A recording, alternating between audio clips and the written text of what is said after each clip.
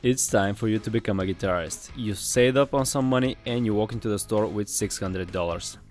Right here you have the $600 EC-256 and on the other hand you have the $300 EC-10.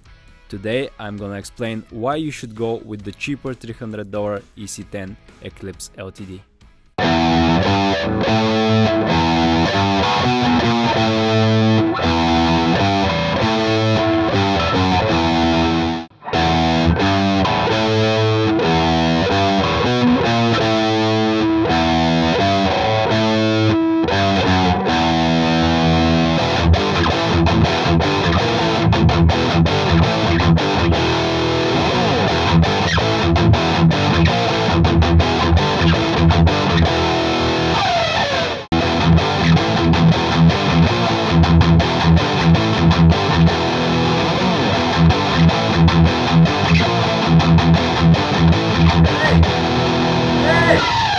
Get the hell out of my shop and don't steal my picks!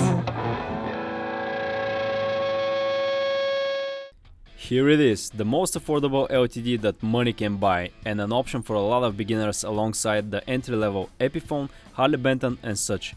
It even comes with this black bag which is branded ESP and it's pretty cool because you don't have to spend more money on it, which is essential to beginners, and this is what the EC-10 is all about, a beginner guitar. I'm gonna explain why you should go with the $300 EC-10 over the $600 EC-256. I'm gonna tell you some of the differences in the specs between these two. The EC-10 features a basswood body, the EC-256 features a mahogany body. This has a maple neck and 24 extra jumbo frets. This one has a mahogany neck with 22 extra jumbo frets. Both of them feature the LTD branded China-made tuners. Another big difference are the ESP designed LH100 neck and bridge pickups, which are pretty hot in the EC-10 and I actually prefer them over the softer LH150 in the EC-256. The controls are everything a beginner needs, a master volume, a master tone and a three-way switch. Both guitars feature a tunematic style bridge and a tailpiece. It is easy to set and work with and the perfect choice for a beginner guitar.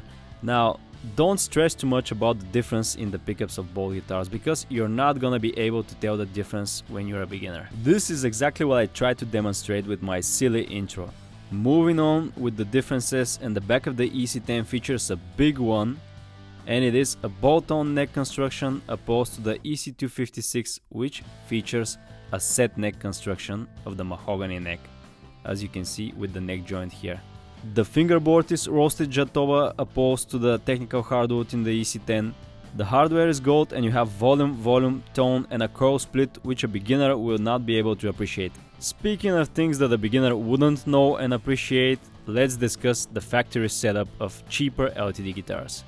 The factory setup is another reason why you should go with the EC-10, and bear with me, I'm gonna explain why. I've already done the setup on this one, but look at it before I got my hands on it. Check out the height of the neck pickup, meaning the distance between the pickup and the strings. This is an easy fix with a screwdriver, but would a beginner know that there's a problem in there and how to fix it? Same goes to string height, neck relief, intonation and all other stuff that make a good setup. As I said, I've done a full setup, adjusted the string height, adjusted the intonation, the neck relief from the truss rod and so on. Before I did that, this EC-10 was extremely unplayable, but a beginner wouldn't know that, he will just think that he sucks. After I was done with the setup on the EC-10, it became better playable guitar than the EC-256, which is twice more expensive. So keep in mind that guitar setup matters and you have to account for it. If you can, go with a friend to pick up a better set guitar for you or bring it to a guitar tech, but this costs money. The string height was insane, the intonation was off. I'm absolutely not joking that I prefer it over the EC-256, but I haven't done the setup on this one yet. My point is that you're gonna need money for a couple of more things and you should go with the EC-10 so you have money for those. You wanna be a guitarist, so naturally you think the guitar is the most important thing. After all, it's what you touch, it's what you play on. But you're forgetting something. You need an amp for an electric guitar, and the amp is just as important as the guitar. In my humble opinion, the amp is way more important.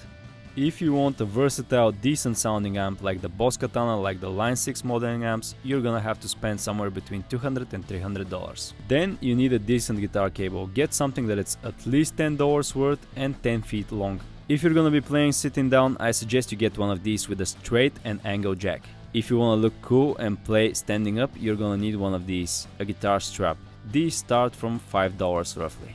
But you're probably gonna be practicing most of the time sitting down. You're gonna need some picks and you should experiment with those. I suggest you start with the heavy 1mm sharp ones. This is a clip tuner. Hear me out, this is one of your best friends. You need a tuner in order to play properly. A guitar sounding out of tune is the worst thing that you can have. The decent ones start from $15–20 and I suggest you get one as soon as possible. Most decent beginner guitar amps have onboard tuners, but if they don't, you can use a free app like Guitar Tuner or something. But I suggest you get a clip or a pedal tuner as soon as possible. Trust me, I know money can be tight, every beginner is on a budget. Even James Hetfield from Metallica had to beg his mom to buy his first cheap guitar. He did chores for a month, probably had to promise to do better in school too. You know the drill. That is why it is so important to spend your hard-earned cash properly. As a beginner, you don't know what the specs of a guitar really mean. You're going to see a shape and a color, which is completely normal. At this point, you're overwhelmed by the variety of instruments on the market, but you're probably on a strict budget, as I already mentioned. You didn't account for the amp though, and this is where most beginners make a rookie mistake. Obviously the guitar is important, but what most beginners do is spend their entire budget on it and then play through a $70 amp and expect to sound good. What's even worse, they try to fix that crappy $70 sound, buying a cheap drive pedal, spending more money, not getting the proper result. Hear me out guys, the amp is just as important, if not even more important in the beginning than the guitar. The point is, get the cheaper guitar if your budget is limited, because you need a good amp. Get a decent cable, get some spare strings, a tuner, a strap. Make your own starter pack, and speaking of starter packs, you should avoid those. They usually include the cheapest stuff in them. I know that you're overwhelmed by all the information on the internet. Trust me, the fun never stops with guitars. There's always something new to learn. Don't expect to get everything 100% right the first time. You shouldn't stress too much about that now. You know, the awesome thing about guitars is that there are no mistakes. There is just good and bad experience. Learning from your mistakes is part of the process. Eventually, you'll figure out what exactly do you need. Figuring out what you need comes from a lot of playing, a lot of practice. So you should do just that. Buy whichever shape and color you prefer, get it properly set up, buy a decent amp, get the accessories, get the tuner, and play the hell out of it. Practice hard for a couple of months, if possible get a teacher, then come back to the shop and try the more expensive guitars. Here's the official listing in the ESP website. These are also available in black, blue and red. I've seen older models being satin black. Those are the official specs listed in the ESP website. I'm gonna walk you through them. You got basswood body, maple neck with a bolt-on construction, technical hardwood fingerboard. 24.75-inch scale length. This one has 24 extra jumbo frets and plastic dot inlays. Chinese LTD branded tuners and a composite nut. These are the LH100 ESP designed pickups, which they claim are suitable for any genre. Tunematic, metric bridge and tailpiece in chrome. The controls are master volume, master tone, a 3-way switch between them. Surprisingly hot when I tested them, so let's see if that's true. Yeah, for the bridge we have 13.69 and for the neck 9.55, which is hot.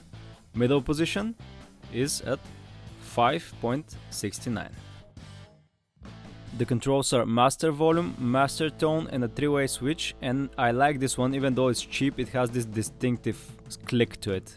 I do enjoy these knobs as well because they feel solid, they are made out of metal and they are faster to rotate. This one is a bit crooked though.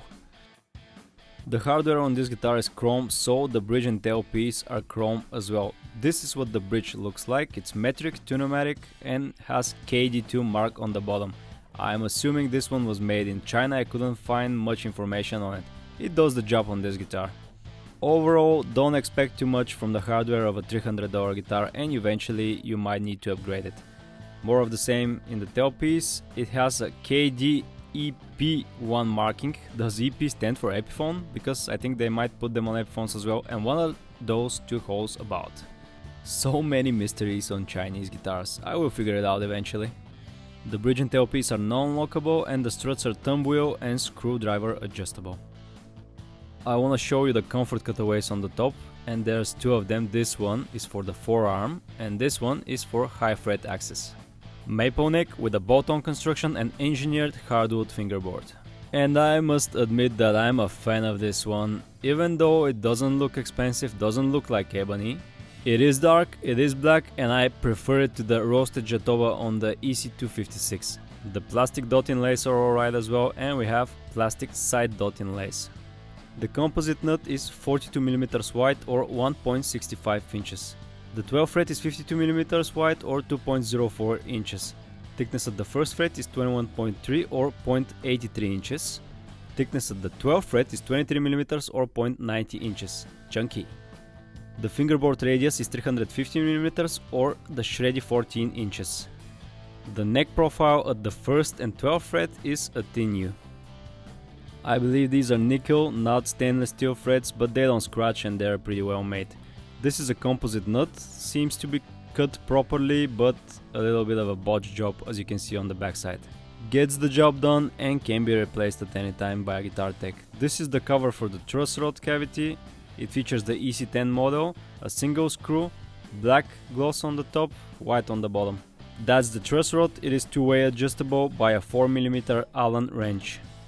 The headstock has the traditional ESP Eclipse shape and doesn't feature any binding, has the LTD logo on the top and those affordable LTD non-locking tuners. Let me show you something cool. Look at the logo of the EC-10. Now check it out on the EC-256.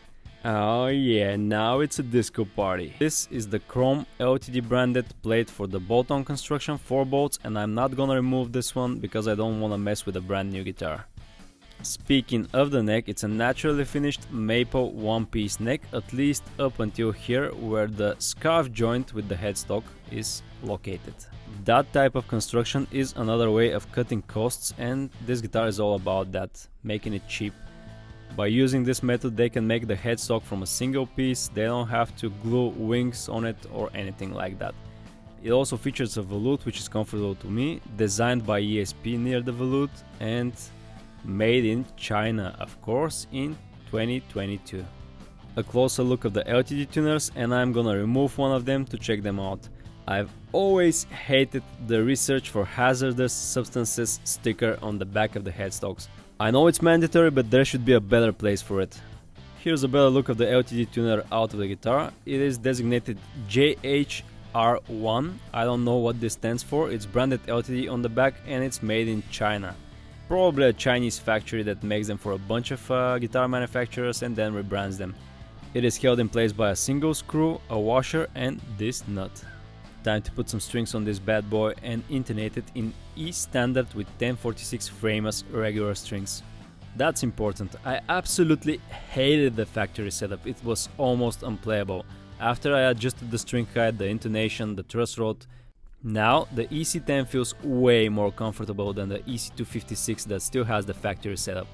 The EC-10 is pretty lightweight as I expected at 3,294 grams or 7.26 pounds. The EC-256 weighs a bit more as expected at 7.86 pounds.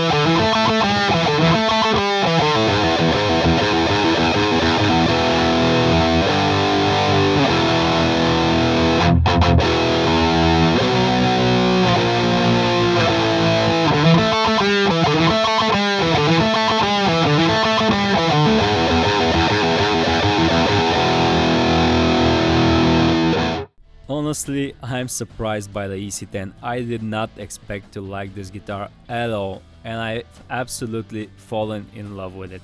If you do a proper setup on it, if you got a decent amp, a decent cable, a tuner, all the things that I listed, you're gonna have a great time as a beginner with this EC-10. The hardwood fingerboard combined with the 24 extra jumbo frets feels extremely comfortable for playing scales and practicing. This is one of the best instruments for a beginner, and I actually preferred the pickups over the EC-256. These are way hotter and they sound better for metal. The pickups seem to do the job for clean, for crunch and lead as well. The EC-10 is everything ESP LTD claims to be. A perfect guitar for a beginner, and one you should definitely get if you're on a budget. If you can afford it, get the EC-256, but I strongly advise first get something cheap like this, which is pretty well made, and figure out what exactly you want, and then go for a higher grade guitar like the EC-1000.